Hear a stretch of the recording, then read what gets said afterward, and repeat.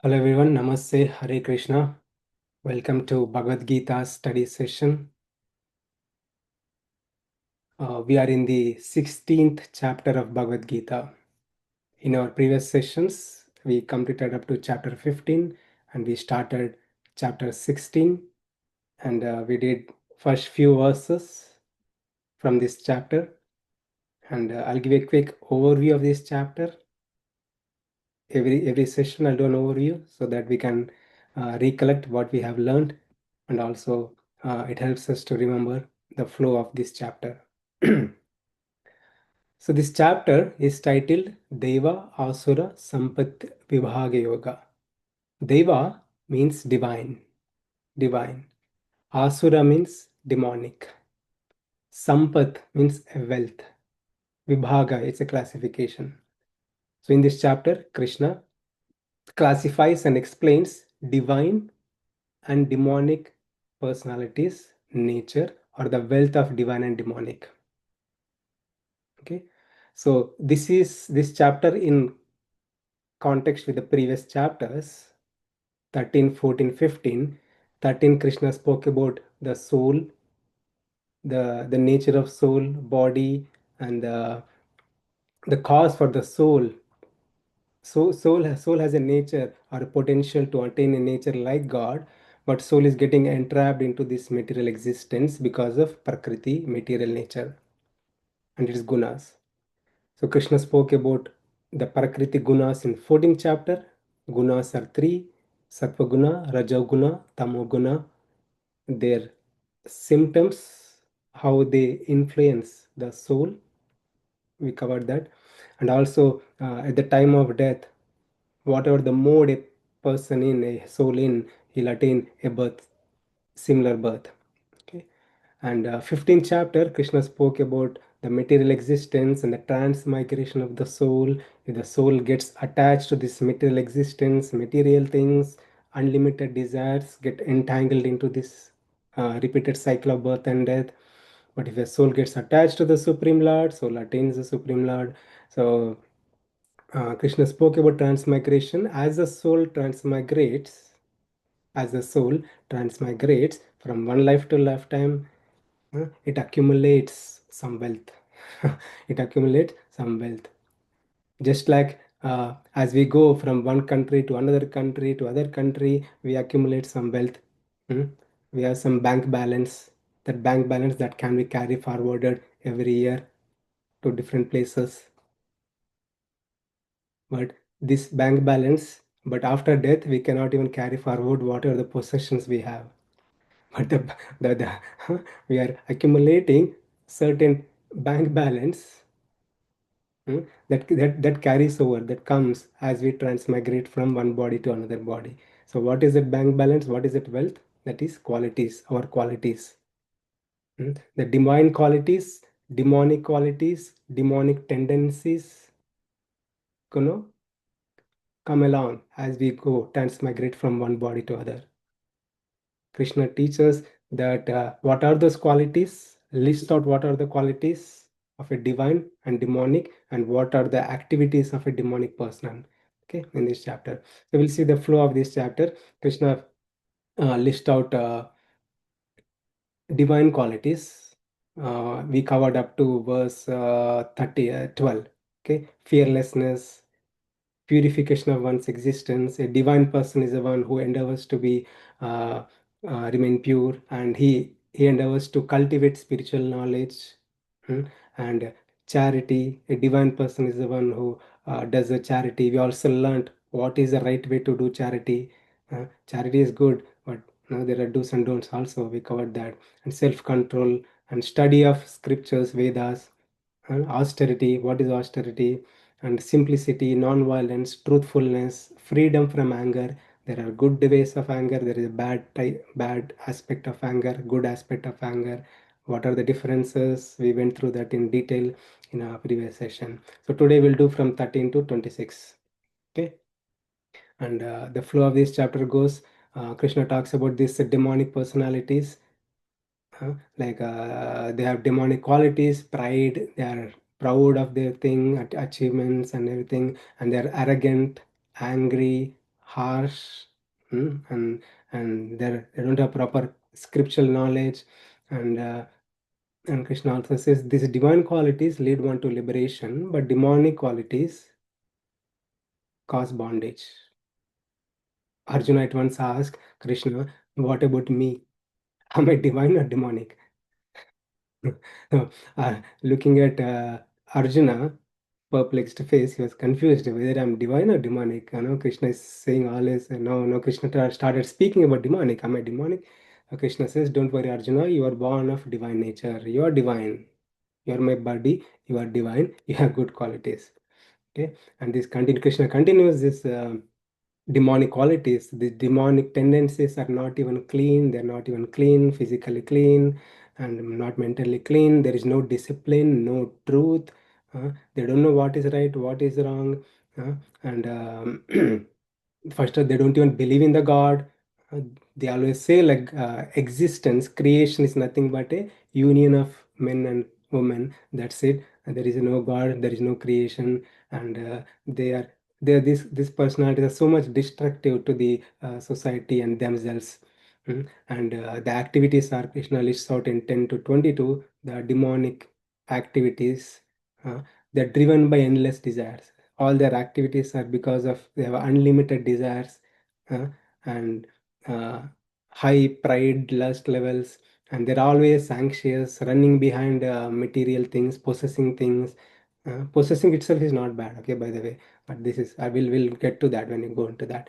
So running behind, chasing after sense gratification, this gives me happiness, that gives me happiness, and they always think, today I have this wealth, I'll attain again more, I'm so powerful, I am the god. These are the tendencies of a demonic personality.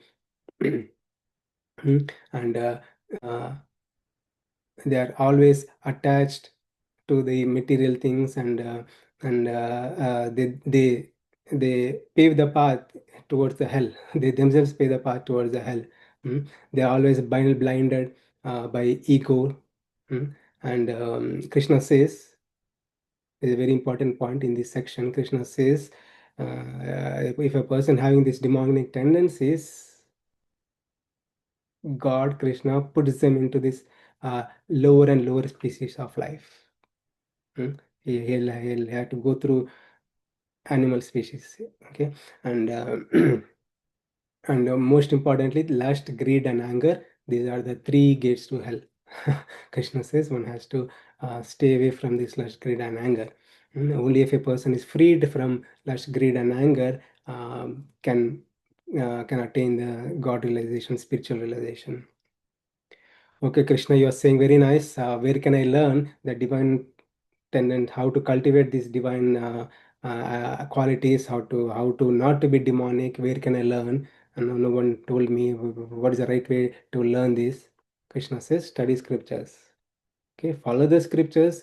Bhagavad Gita, I'm Krishna is saying, he himself is saying, I'm saying Bhagavad Gita, you follow from the Bhagavad Gita, Ramayan, Mahabharata, you can see all kinds of personalities, divine personalities, demonic personalities. It's always an opportunity as a human being, being a human being, being a human, it's an opportunity for us to look upon where we stand, what is our current wealth. Do we have a high uh, numbers of divine qualities or high numbers of demonic qualities? It's an opportunity as being a human to gain this through the scriptures and work towards attaining purity, attaining more and more divine qualities. Those are conducive to liberation. Okay. So in our previous session, we covered up to was this qualities up to 12. So Krishna lists out 26 qualities. 26 qualities. Okay. So every word in Bhagavad Gita has something to say. There's always a learning. Bhagavad Gita teaches us many, many things. So we'll do this, we'll go in detail from verse number 13, quality number 13 to quality number 26. Okay. All right. So 13, Tyagaha. A divine person is the one who who is a renunciate? Who renounces? What does it mean? A divine person is the one who goes to jungle, goes to forest, and become a monk, and totally away from all the things. If Krishna were to say that, Arjuna is ready. Arjuna is eagerly waiting. Whenever Krishna says, you can do what that's what Arjuna thought. I can go to jungle. I want to renounce from the world. uh, and Krishna says, no, no, no, no, no. Be in the world, be untouched by the world. I repeat, be in the world, be untouched by the world. That is a subject matter in the first six chapters. First six chapters, Krishna very emphatically teaches the only this fact that you do all your duties. You don't have to renounce. You don't have to renounce. Spiritualize your activities. Spiritualize your activities.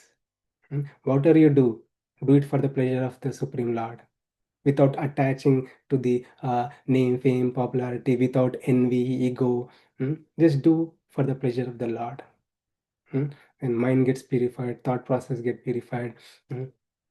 So a real renunciate, Krishna spoke about that in first six chapters and 18th chapter also. Krishna beginning he teaches this one. Who is a real renunciate? A real renunciate is the one who has everything, but he's untouched by those things.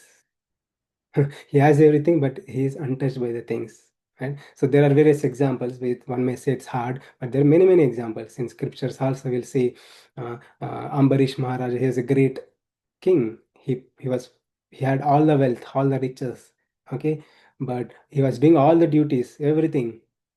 But he's untouched by any negative emotions. He's untouched by any negativities in this world. Okay, you can see Prahlada and the great sages, great saint who had appeared at Srila Prabhupada, and many divine personalities so who have showed us being in this world, be untouched by this world. That is a real renunciation. Okay. Tyaga also means uh, to renounce certain things which are not conducive to spiritual progress. Okay. I mean, if I'm going to gym, I need to build muscles. Okay, I want to be physically fit. If I want to be physically fit, I can't eat potatoes every day. So I can't eat like some lbs of food every day. Certain things I need to take it, certain things I need to avoid it. Right? So to attain purification or to attain perfection in anything in this world, one has to, there are do's and don'ts. If I want to be a good tennis player, these are do's and don'ts, right? So similarly, if we want to progress in spirituality and be a good person, divine person, there are certain things which are blockers. Okay, it could be our habits. It could be our habits, eating habits, sleeping habit, or dietary all things, or association, what kind of things we watch, listen, everything matters. So it is also important to ready to give up, and that's also one other kind of renunciation. So we're trying to give up certain things which are not conducive to our spiritual progress. Okay, we'll move on. Next thing is Shanti. A divine person is the one who is Shanti, is tranquil, is undisturbed.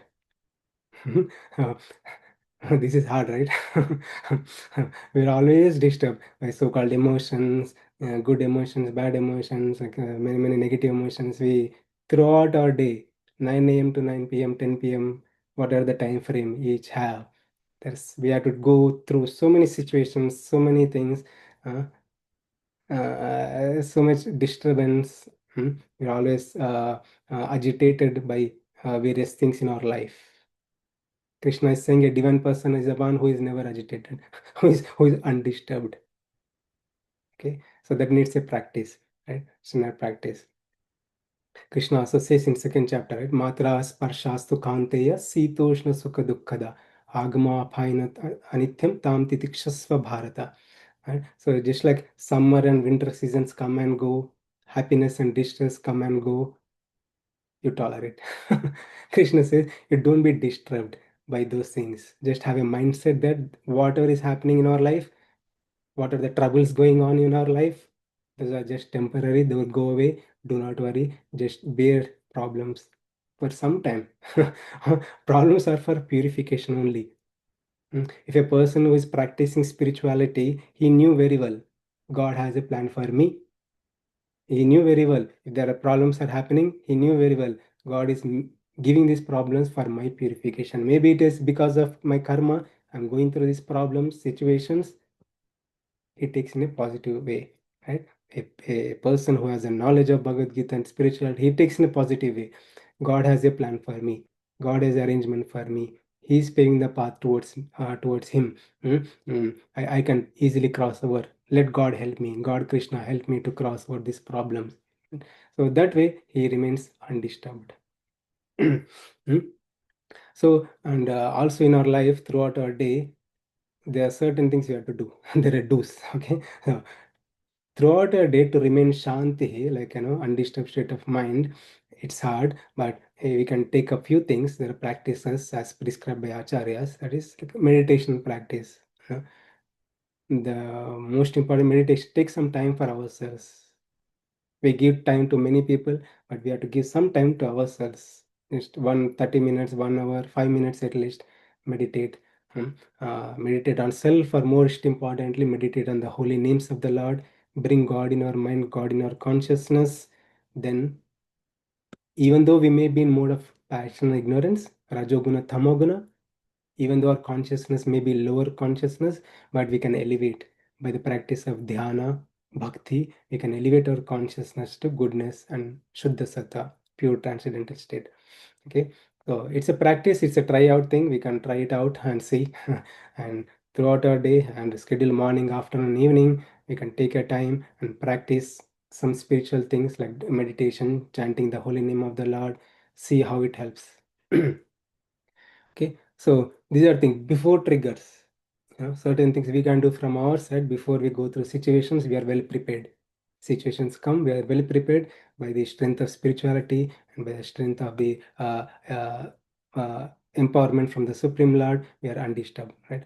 But certain times we are disturbed, agitated, mm, and and after things happens, how do we take it, right? So just reflect upon, all our scripture says, like reflect upon what had happened, why I lost my control. Introspect and avoid those things. Introspect, avoid those things. So most importantly, things happen, not to be impulsive. Do not be too impulsive. And this is always will happen in our lives, that when there's a thought, we react to it immediately. Huh?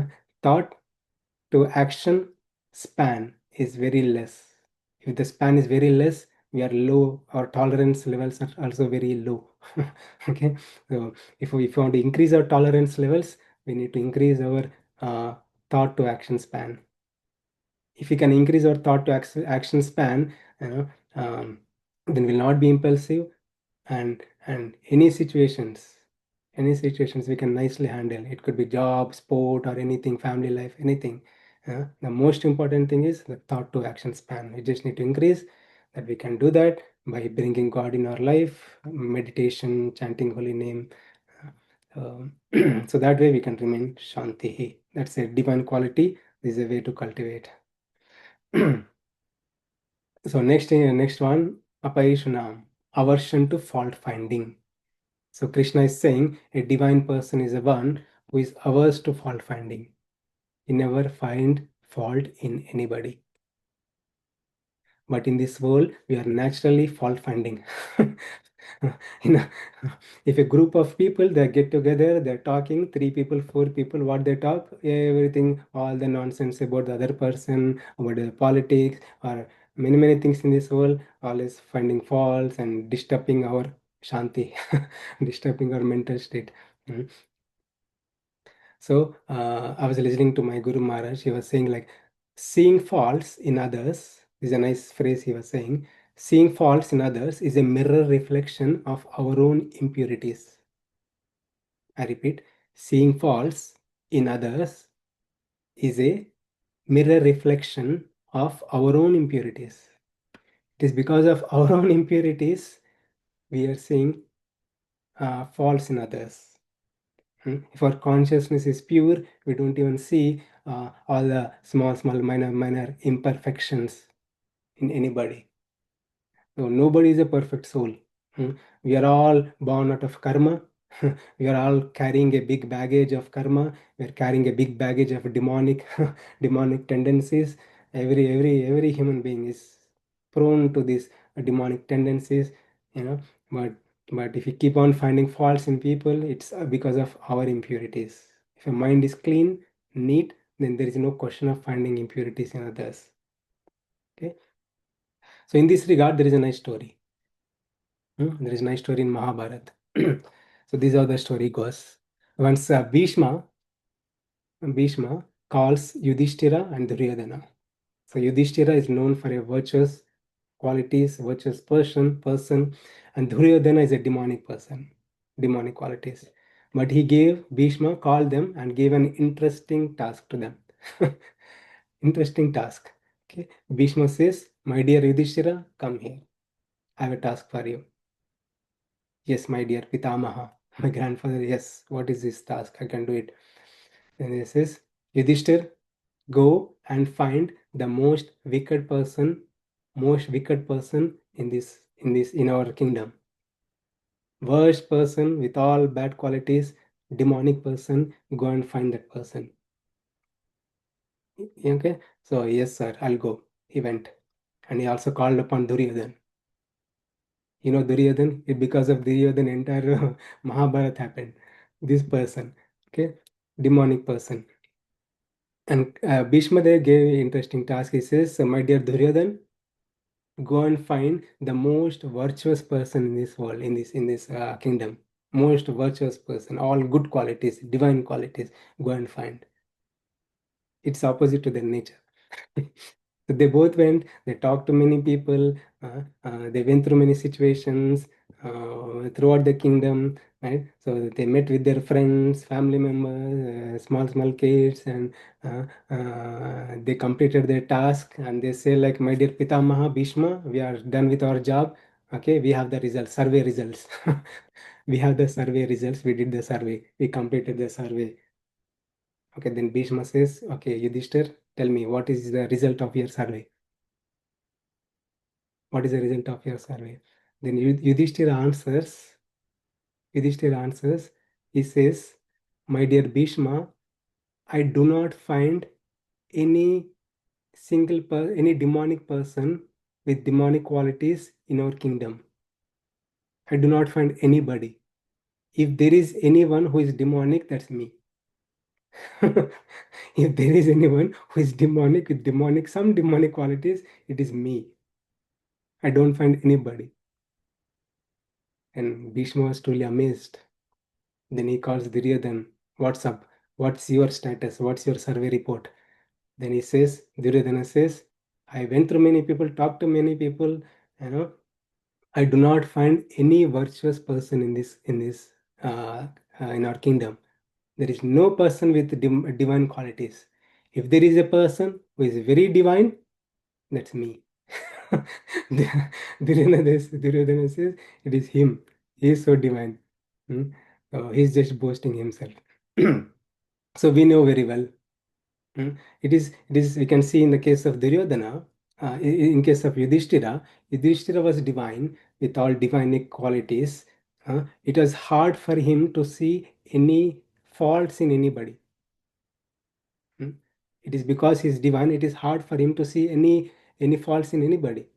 He was seeing, he was just ignoring the small, minor faults. Okay, not even seeing that, not even amplifying those, magnifying those faults. We always magnify other faults. But in case of Duryodhana, his mindset is all evil.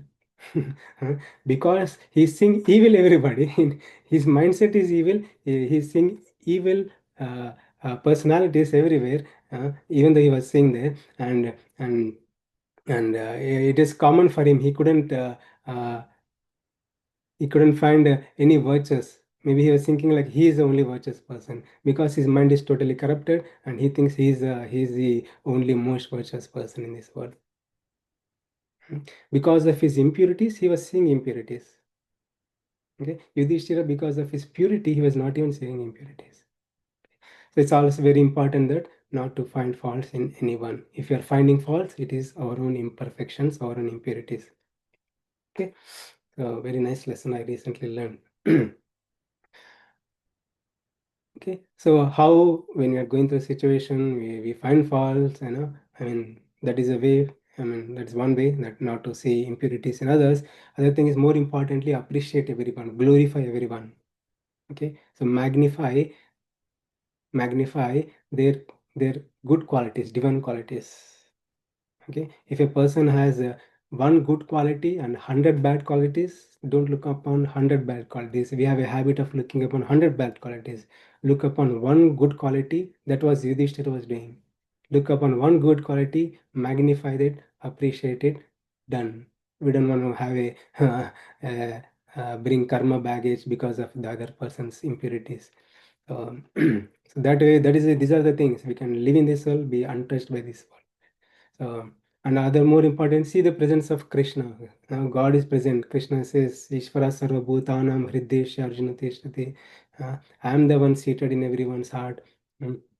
And when we see the divinity in people, when you see the divinity in people, there is no question of finding faults in anybody. Okay, these are the things. Is fault finding bad? This is a question Aditya asked last time also. Is fault finding bad? So again, the beauty of Sanatana Dharma we can understand. If it is our dharma, I'm a manager. I have some reportees, they report to me, and if they're not doing their job, they are messing up things, and they're creating problems to themselves and to the company organization. As a manager, it's my dharma to correct them, find faults in them. I can't ignore it. I need to find faults in them. I need to correct them and punish them, right? Because it is my dharma. Okay, so if you are in a position, if it is our dharma, there is nothing wrong in finding faults, and that is a good side of finding faults and to find defects in people. Yes, because that's my dharma to do it. If it is not our dharma, better stay away. Better stay away. Just ignore it as much possible. Okay. So dharma is the one which helps us to properly understand these qualities and other things. So we'll move on. So 16, number 16. Okay. I know it's all about divine qualities and many lesson learning and so much things. Sometimes it is too heavy. Try to take it as much possible. So number 16, the 16 quality, Krishna is saying, Daya Bhuteshu, a divine person, a virtuous person, a noble person, a good person is the one who is compassionate to all living beings. Who is compassionate to all living beings. Okay, he is naturally kind towards all living beings. Okay, so what are the different ways we can be kind towards anybody? We can be kind with our mind, not to think like, we can be um, arrogant or terrible with our mind and thoughts towards other people, right? So with our mind, it's also important that we have right thoughts, good thoughts, clean thoughts towards other people. That way we can be with clean thoughts we can be kind towards others. Mm. And be compassion kind with our words. The way we speak is also important. Our words hurt, our words cure. Our words cure, our words hurt, right? If our words are pure, cure, or if our words are pure, they'll cure. If our words are impure, they hurt. It's also important. We need to be very kind in our words and actions, our deeds. Mm. I was listening to a lecture there. It was nicely said that our body, this physical body, human body, water comes out from this body, smells, it stinks, it's very bad, dirty. Water comes out of this body, it's all dirty. Okay, and then water comes out from their mouth, right? Doesn't have to be dirty. What comes out from our mouth are words, or words. Okay, all the things are dirty, it's okay. If they're not fragrant, or all that dirty, all the things come out from our body, if those are not fragrant, I mean, that's a natural way we work, right? That's no problem. But or if our words are not fragrant, that's a problem. That's a problem. So, so it's also important, or words also must be fragrant. Okay. So compassion, it's a natural thing. It has to develop. So it's more importantly, if a person is in sattva guna, mode of goodness, it is said, we know what is mode of goodness, passion, ignorance from 14th chapter. We went through that in detail. So a person is a mode of goodness. He's naturally compassionate, kind towards everybody. Okay. um, he doesn't react to situation, doesn't jump on people and judge people, right? He's very kind to people, uh, be compassionate by his actions. So how to cultivate so-called compassion? By living a sattvic lifestyle. So eating pure food, sattvic food. What is sattvic food? The food, 17th chapter, upcoming chapter, Krishna talks about food. What is sattvic food? We'll go in detail, but in a high level, the food is that is a sattvic food, that is pure in nature, that is not agitating. After we eat the food, our mind should not be agitated. Our mind should not be lazy. Okay, so that is a sattvic food. Mm. The food we see in temples, the food which is offered to the god, which is coming out of prasadam, that it is so pleasant to eat. We feel like, wow, it's so blissful, right? That doesn't agitate our mind, that doesn't make us sleepy. That is the pure food. Krishna is talking about that one, sattvic food. So it's also important to cultivate compassion, all the good qualities, any divine qualities is because of mode of goodness.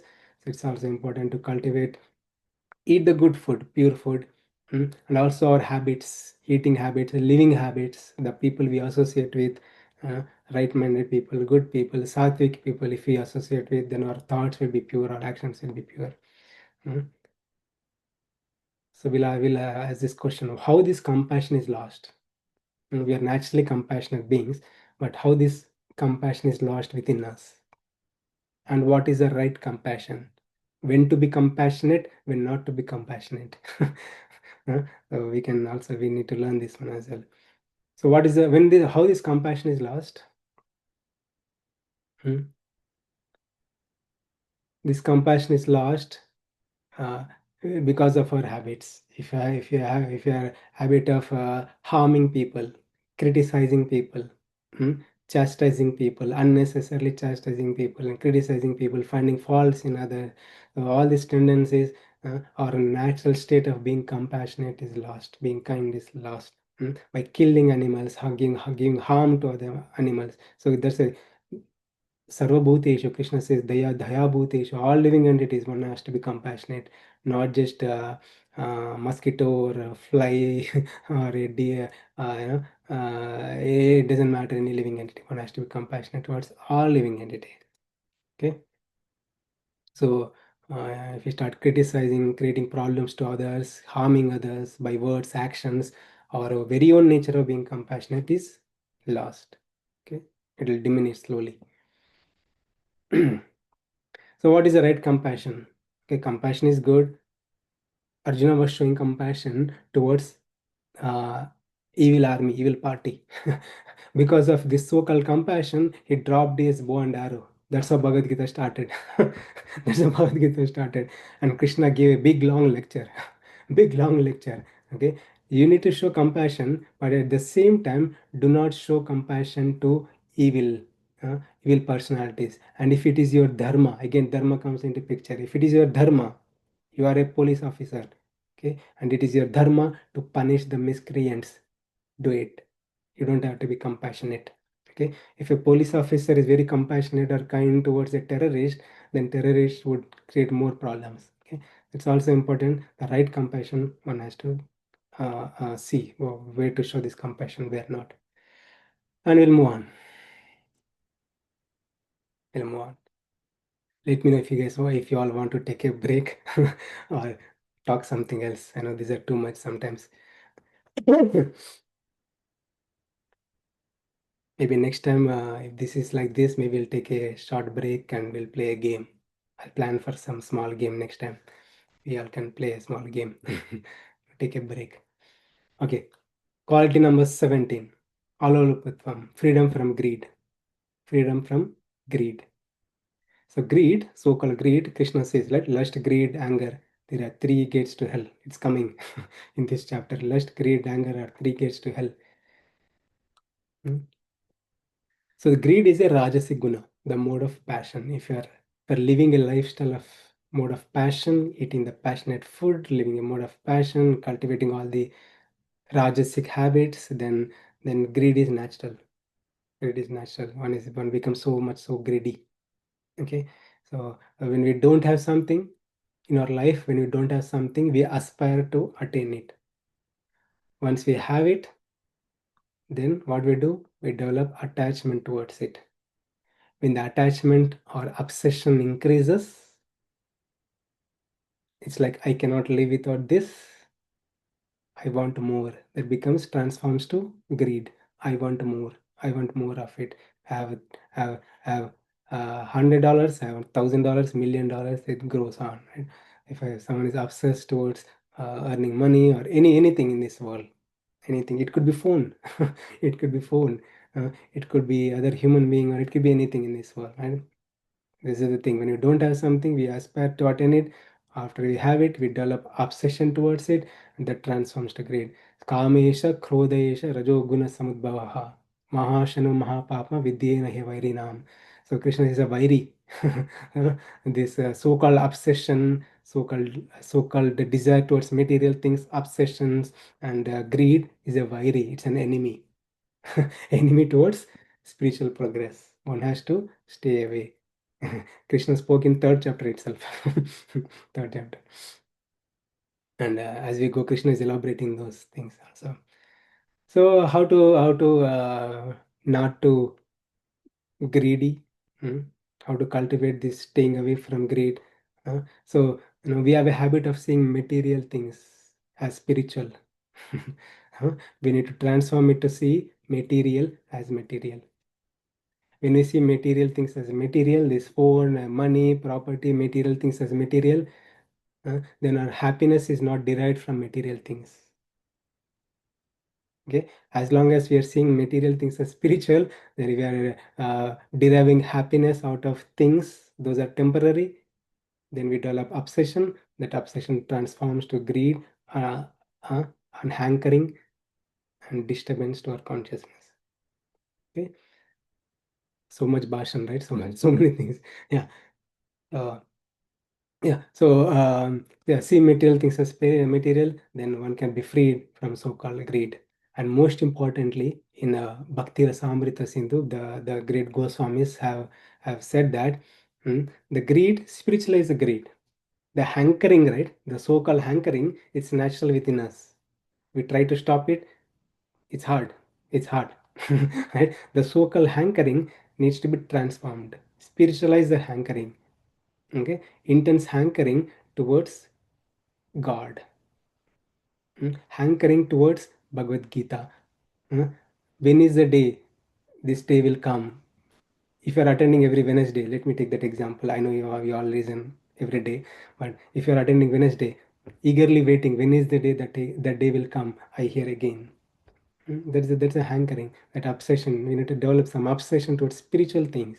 And when is the day I chant my holy names of the Lord again? Mm. There are many things in this regard. Mm. And every word, every name of the Lord is so spiritual, so empowering, so enlightening that one would eagerly wait. If a person develops obsession towards chanting the holy name of the Lord, he will eagerly wait. He will eagerly wait. Let me get freed from all the things so that I can take some time for myself to meditate on the holy name of the Lord. Right? So that is kind of obsession. One has to transform this obsession hankering from material to spiritual. When is the day? When is the day that will come so that I can see the beautiful form of the Lord? When is the day I can go to temple and see the beautiful form of the Lord? Let me purify my eyes, purify my senses. When is the day? That kind of hankering, if we have it, that's called laulyam. Laulyam. When we have it, so that is super conducive to attain the Supreme Lord. Now, it's very natural to remain in this world, be untouched by this world, right? So we have to do everything, okay, but we have to be untouched only by spiritualizing things, spiritualizing our activities or emotions. All right, we'll move on. Okay, three more. Not three more, there are a few more. Okay, Mardhavan, gentleness. So a divine person is the one, he's gentle. Gentle is in his dealings, dealing with people, not harsh, not intimidating.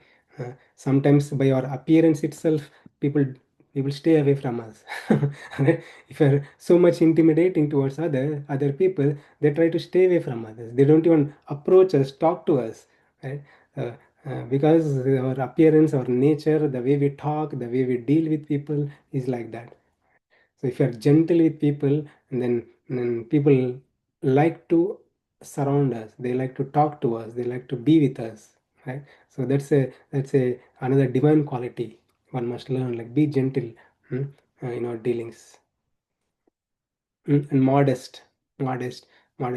So never perform abominable activities that cause shame towards us or other to the society.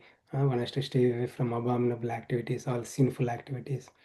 Achalpam, achalpam, steady determination. One has to have steady determination, even in failure. Yes, everybody go through failures, problems. One has to have steady determination and remain undisturbed. Is it possible? May or may not be possible, right? So our determination also comes from a strength of spirituality. When we practice spirituality, practice bhakti yoga, as Krishna taught in chapter number 7 to 12 in detail. So when we hear, then our determination towards anything will be strengthened. Okay, so determination, what should not be think like determination being sinful things, determination in creating problems. Some people are so much determined to create problems to others. Okay, so Krishna is not saying that kind of determination. So, so not a material determination that creates problems. So Krishna talks about it in this 18th chapter. We'll see 17, 18th chapter, determination in three modes: mode of goodness, passion, ignorance. So what are the qualities Krishna is teaching, elaborates and gives very nicely. What are the different modes, mode of goodness, mode of passion, mode of ignorance, how they, what is their determination towards. So upcoming, we'll see. These are upcoming highlights. So a divine person is the one is also very determined. Okay, so we have few more minutes. Please bear with me. We'll complete this verse, these qualities, few more. This is 21 up to 26, and we'll be done with this section, first section, 1 to 3 verses of all the divine qualities. Okay, 21, Tejaha, vigor. So, physical strength and mental good health.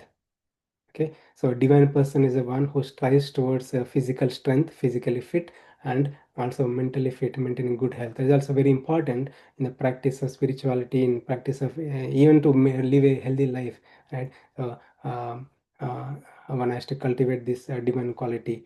It is especially needed, so-called vigor, tejas, strength is needed for a person who is a kshatriya, like Arjuna. In case of Arjuna, or the police officer, he needs the physical strength, right, to protect people in needy. So that is the other aspect of Teja. So we'll move on. Kshama. Kshama means forgiveness. A divine person is the one who is ready to forgive, who is always forgiving.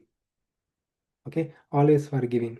It doesn't. Uh, we'll see what is the real forgiving. So in this world, we see all the problems in this world, you know, between wife and husband.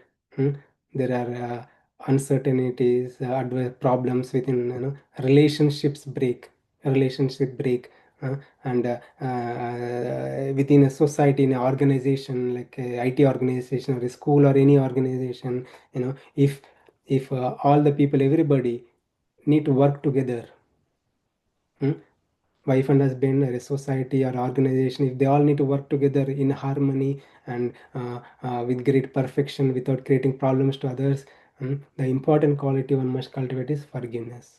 If they're ready to forgive, it's easy. It's easy. It be the relationships between wife and husband, the relationship within our organization, or anywhere. Life becomes so easy if you're forgiving. Okay. Yes, certain times we have to go through situations that people create problems to us. Right. So, uh, uh, we don't want problems in our life. Some people create problems to us, create disturbance in our life. Should we be forgiving to them? Hmm? Should we forgive them? Again, there are, I mean, um, there are different ways to take it, right? So, if someone is bullying me, creating problem to me, should I be forgiving? No, not at all. I need to, if I'm authority to punish, I need to punish. If I don't have authority, I can take it to the authority so that they can be corrected. Right? But if I'm meditating on the person who is creating problem to me, like, I'm not even forgiving him, not even taking that person from my mind. All that I'm thinking about the person, why this guy said to me, why this guy did to me, what did I do to him? So this happens in our life. Everybody, me also, everybody, it happens in our life. Why this happens to me? Why this guy is creating problem to me? This guy is always like this. If you're uh, uh, spending our cycles meditating on that person, we are just wasting our human life, wasting our human time. Being a human, we are just wasting time. So it's always important, if we can take those things out, all the dirt out from our mind, forgive, forget it. It's easy. Okay. Then we can remain peaceful. So I heard this nice verse that forgiveness is like unforgiveness. Unforgiveness is like keeping poison in our mind, toxic poison in our mind, causing emotional, physical, and spiritual damage. Okay. Right? If you're not forgiving, then it's like a carrying poison in our mind. It creates mental disturbance, emotional disturbance, physical health issues, and spiritual damage. It's better to clean the dirt as soon as possible. And how that happens? To transform it, right? Bring God in our mind. Situations happen. Do not meditate on the person's situations. That meditate on the God. That is very important in our life, being human. Meditate on the God, all the dirt will naturally go away. Right? So, and also most importantly, keep small things small. We have a habit of keeping small things big, looking small, or making small things big. Right? So keep small things small, and then easily we can be forgiving. Okay, there is a nice story. One teacher, to teach forgiveness, one student asks, how can I be forgiving? I'm always disturbed by things happens in our life. Right? Then teacher, to teach this lesson of forgiveness, what teacher did is, teacher gave a bag of potatoes and told this child, okay, told the student, like, okay, carry these potatoes, keep it in your bag, take it to your home, and bring it to the school every day you come here. One day, 2 day, 3 day, third day, 1 day, 2 day, three, and these potatoes started stinking, smelling bad. And the student asked, teacher, what's going on here? It's smelling. Tell me something to do. The teacher says, throw it away. It smells as long as you carry those potatoes. Potato smell as long as you carry. Okay, if you throw away potatoes, mine will be, your bag will be clean, you will be clean. It's the same thing. It smells, it stings as long as we carry toxic. All those bad things happen in our life. If we throw away, we forgive people, remove the dirt, then we very be clean. Yeah, we'll move on. Dhriti, fortitude. Hmm? So one has to have the one has to cultivate this strength. This is also divine attitude, divine nature, that to cultivate this emotional, physical strength when going through difficulties.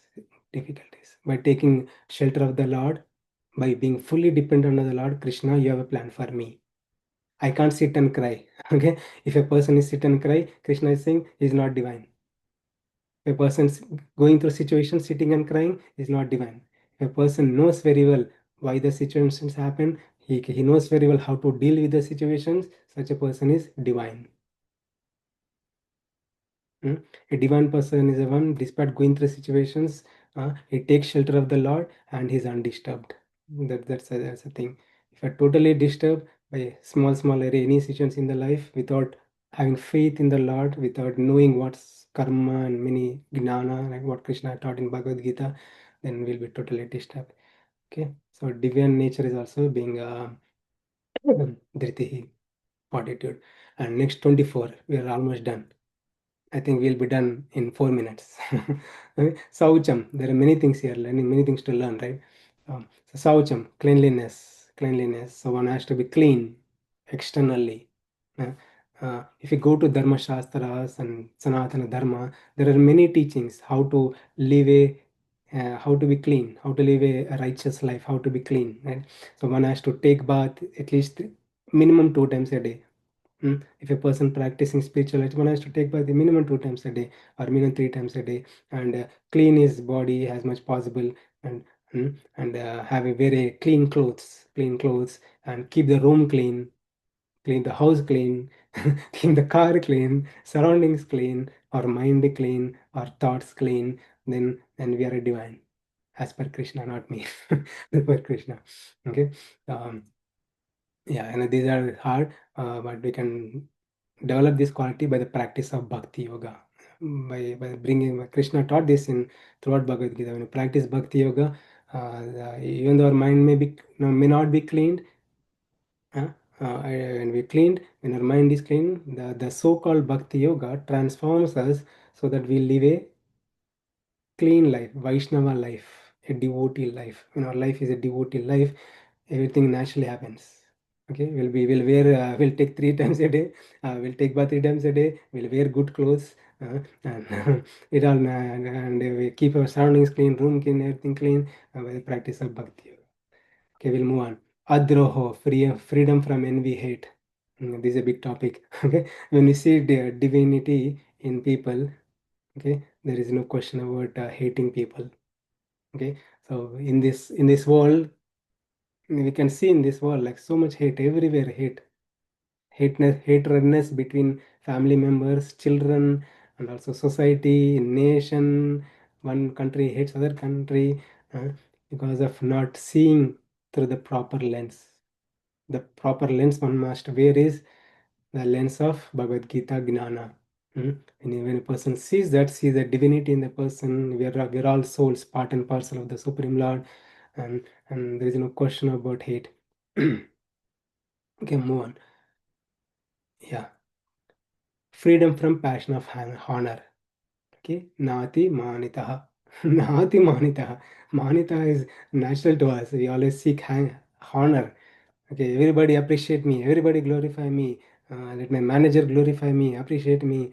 We are always disturbed by so-called seeking honor.